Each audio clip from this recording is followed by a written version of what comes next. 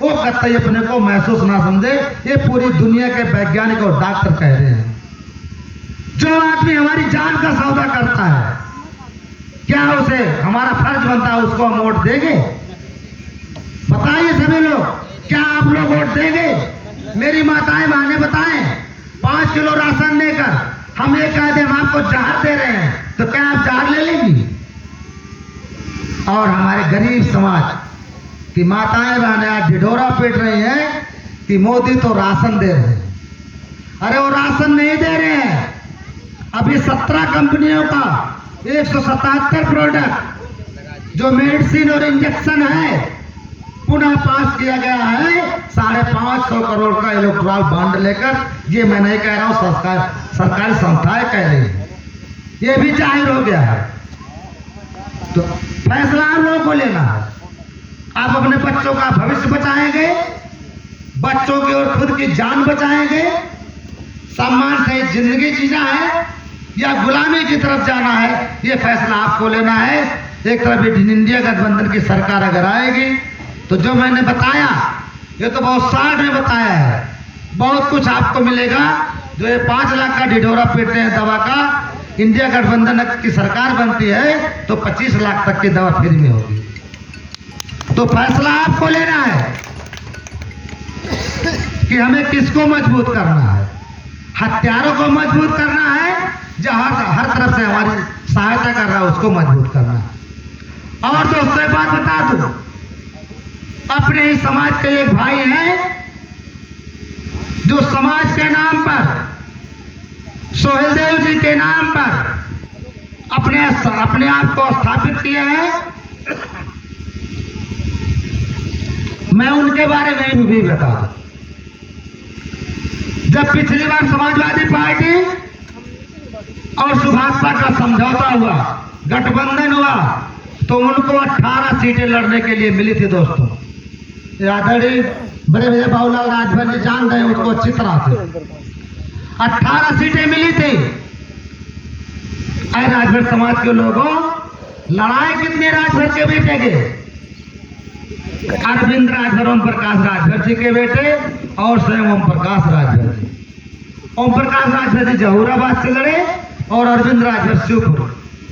आदरणीय अखिलेश राजभर जी उनके घर पर गए और उन्होंने कहा, अंकल जी, मनीरामचंद्र राजभर जी गए थे, कमलाकांत राजभर जी गए थे। माननीय अखिलेश यादव जी ने कहा, अंकल जी कम से कम 4 राजभरों को आप और लड़ा दीजिए, 2 सीट मुझसे और ले लीजिए। लेकिन माननीय ओम प्रकाश राजभर ने कहा कि माननीय अध्यक्ष जी, मैं गठबंधन तोड़ दूंगा लेकिन किसी और राजभर को मैं चुनाव नहीं लड़ाऊंगा। यही राजभर समाज को साथ लेकर चलने की नीति है। और एक तरफ रामचंद्र राजभर, आपके जो दूसरे बेटे, जो आपके सुख दुख में हमेशा आने वाले हैं, उनकी भी बात बता दूं। जब उनको बहुजन समाज पार्टी से मानीलाल जी वर्मा जी जो आपके प्रत्याशी हैं और मानी रामचंद्र राजभर जी को जब बहुजन समाज पार्टी से निकाला गया तो भारतीय जनता पार्टी की तरफ से ऑफर आया था। दोनों में अंतर समझ लीजिएगा मेरी माताएं बहनें, मेरे राजभर समाज के लोगों। माननीय रामचंद्र राजभर जी के पास ऑफर आया था कि आपको 200 करोड़ रुपया मिलेगा, आपके बेटे को राज्यसभा में भेजा जाएगा, आपको कैबिनेट मिनिस्टर बना जाएगा और 20 राजभर के लोगों को भाजपा लड़ाए थे। आपके बेटे रामचंद्र राजभर जी ने स्वार्थ को धक्का दे करके उन्होंने कहा, योगी और मोदी जी और अमित शाह के सामने, यह प्रधानमंत्री जी, है गृह मंत्री जी, है मुख्यमंत्री जी, रामचंद्र को ना तो राज्यसभा चाहिए ना विधायक बनने का कोई शौक है। अगर आपको देना है तो मेरे राजभर समाज के कुछ संगठन ने, जागो राजभर के संगठन ने इलाहाबाद हाई कोर्ट की इलाहाबाद बेंच से जो 2 बार आर्डर कराया है, जो 2 बार 2% एसटी में आरक्षण देने का फैसला किया है, उसी में राजभर समाज को समाहित कर दीजिए। मेरे समाज का हित होगा तो समझ लीजिए रामचंद्र राजभर का सारा खेल बन गया। 1 हफ्ते का मौका मिला।